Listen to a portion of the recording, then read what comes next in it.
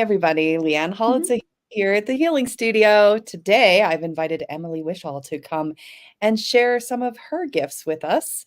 And I thought maybe you guys would want to hear more about it since she's new to the Healing Studio, at least. I'm going to go ahead and put her Yeah. website up here just so you guys can go ahead and explore Wow. who Emily is. But welcome, Emily. Would you like to share Thanks, with us a Leanne. little bit about who you are? Sure. Yeah, I'm appreciative of you inviting me to be here, and I'm even impressed. I'm like, wow, that's so cool that there's my website. I'm like, you're way more tech savvy than I am. So yeah, kind of who I am, where I got to the work that I'm offering with Radical Embodiment is, as a woman, I spent most of my life, like most of my own internal story dialogue, starting from age 8, was one of being really dissatisfied with my body, of like hating my body. And not to get into all the nitty-gritty details of that in this moment, but ultimately that journey is what little by little, I think all of our stories are always fascinating of how we get to where we are. And it's not necessarily where we maybe think we're going to end up, where it's not this linear path. And for me, that internal dialogue of not liking my body, of feeling like my body wasn't enough because of, what I deemed I was too fat or too big, or all of that, led me to really diving into studying the body, studying anatomy, studying physiology, going deep into, I lived in a yoga center for 6 months, Kripalu, if you know it. So going deep into yoga and meditation world, and really with the intention mostly, the more I understand the body, the more like, okay, well then I'll be quote unquote thin. It wasn't about like, oh, then I'll love myself. It was like, oh, I'll look this way. And then when I look that way, I can love myself. And through my journey, through my studies, ultimately, like what I've come to in my own personal life is this place of really loving my body. Not because my body looks a certain way, but because I've learned how to actually inhabit my body, how to like be in my body, not just think about my body, but actually be and inhabit this vessel. And I believe if, in order to really love ourselves and love our body, that is the pathway, is learning how to inhabit our body. And unfortunately, so many women struggle with their relationship with their body because of marketing and societal pressures. And all of that, takes us out of ourselves. It takes us into this world of comparison, of making ourselves wrong, of constantly thinking we need to fix something about us in order to be enough or in order to be acceptable or lovable. When what I have found, this pathway to helping soften all of that, right? It's not like you snap your fingers like, oh, every moment of every day, I feel like not swayed by any of that, but I have the tools to not get stuck down a pathway that is unkind and unloving. And what I mean by that is again, if we can learn to be here, be in our body and actually inhabit it versus having all this other energy come in and through us, which has us, it's hard in a day-to-day life when you're busy, when life is full, if you have kids, if you have a business, whatever might be happening to, and then you're, on social media, you're scrolling and you're seeing, oh, that person did that trip, or, oh, now I'm getting this advertisement for this thing. It can be really hard to slow down, to breathe and discern, how is it that I feel and what is it that I need? And I think that that's the most important key, and being able to learn how to love our bodies more. And so I realized I kind of went off track, but to summarize that all together is my pathway and my own personal stories, what has really driven the work I do today. So I have a private practice in Boulder. I'm a certified Rolfer. So briefly, if that's like a new or weird word for somebody, that word comes from Dr. Ida Rolf. She called the work structural integration. So I work with the fascia, which is our soft tissue skeleton. Latest research says it's our largest sensory organ. So I work with the fascia to support someone physically to come back into more natural upright alignment. And through working with clients through that process is what really started to lead to my coaching practice as well, which I call my style of coaching embodiment coaching. I'm a teacher in the line of work called the Art of Feminine Presence, which really brings together the energetic and physical bodies of how do we be in these different energetic centers that are also important physical centers in our body. Um, I'll pause there. Yeah. If you can ask if Okay. anything clear Well, yeah, or so yeah. yeah, so Emily has a book, and Emily is Oh, I have a also book. I going have to it here. okay, show us. I Radical forget to say embodiment. I wrote a book. Yes. And Emily, is going to come to the healing studio, and this class that she's coming to the studio with is called Mhm. Embodying Radical Self-Love and Empowering Women to Rewrite the Body Narrative.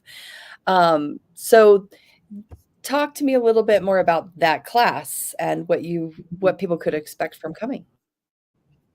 Yeah. So, the class and what people can expect, I think what first comes to me is people can expect like collaboration connection. Like there will be some partnered exercises and dialogue to be both witnessed and witnessed. Um, it doesn't have to be scary. I mean, I think like creating a really safe container, but what I'll be sharing in that class is a lot of the very tools that I continue to utilize and rely upon to help continue to help me come back into my body, come back into my body. If, I get an email that's triggering or I'm in a conflict, of just being able to even notice, where is my attention and energy and how can I come back home into myself. So in my book, in Radical Embodiment, I take readers through the 7 main limiting beliefs that I see keeping women stuck in that cycle of disliking or even hating their body. And so in the class, I'll briefly mention those 7 beliefs, but we'll go through the 4 most like common, the 4 that most women really struggle with. And I'll be giving a tangible embodiment practice. So we're not just going to be thinking of, if it's I'm not worthy, we're not just going to be like, I am worthy, right? From a mental, intellectual level. I'm going to give you an actual tangible practice to help support you in what is it like to feel your worthiness from a cellular level.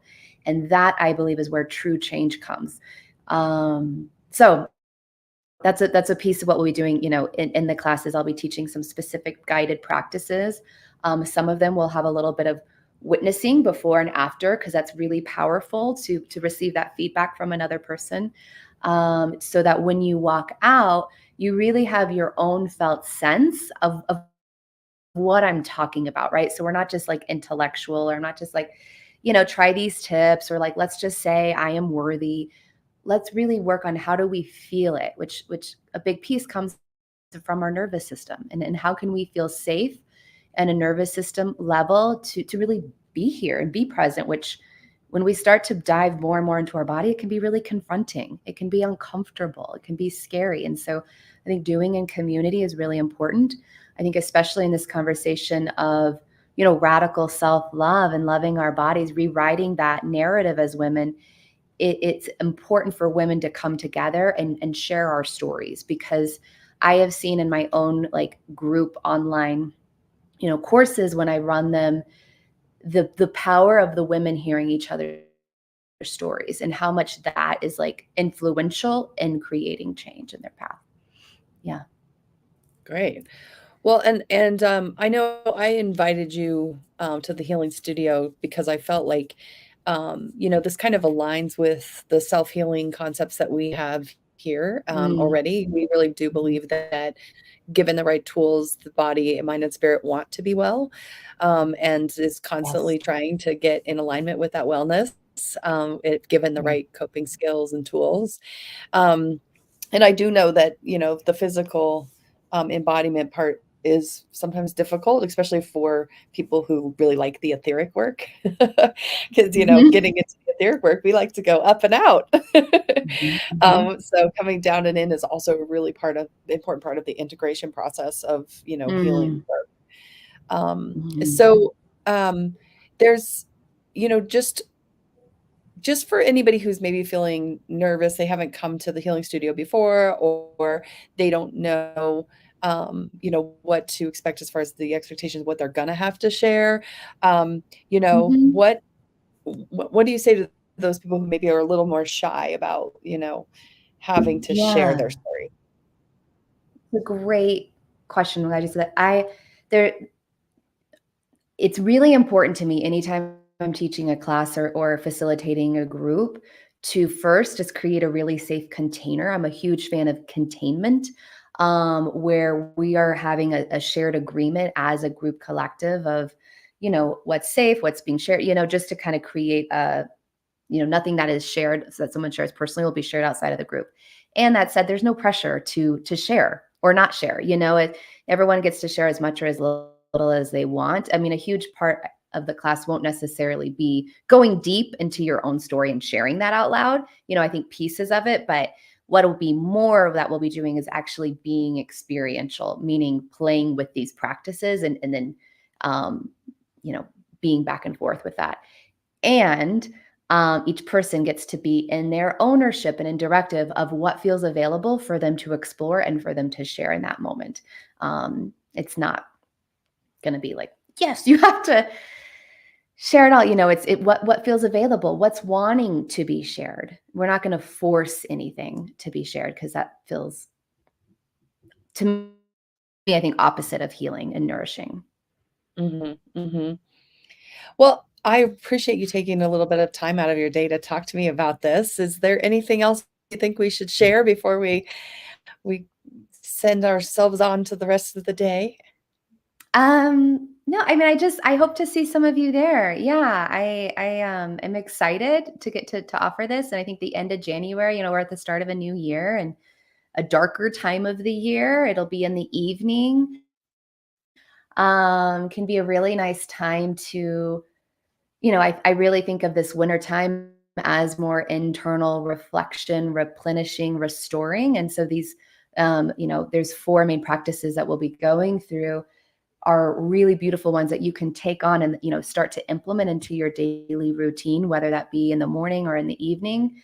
And there's just something about the winter. And I think starting these sorts of embodiment practices that I find deeply nourishing and restorative, that it just, I don't know, makes sense. It feels easier to implement. So, or if you're feeling kind of in a winter blues or winter rut, I think this can be a really great time to come back into yourself, and find your warmth, find your heart, find your connection with you within. Excellent, excellent. Yes, and Mm. and there's no expectations of anything, as far as like physical exertions and things like that, that in this class, it's you No, can all shapes and sizes are no, welcome and and totally. everybody is Oh yeah. encouraged to come as you are. Um, Yes. Yes. I'm glad yes, totally. Yeah, awesome. Well, I am very grateful that you are coming to the studio soon. And for Excellent. those of you who haven't been to the healing studio before, just know that that there's a waiting room, and then the classroom is in the back. So you'll just keep going through if you come in for the class. And I will see you guys around. Take care. Awesome. Thanks, everyone. Take care.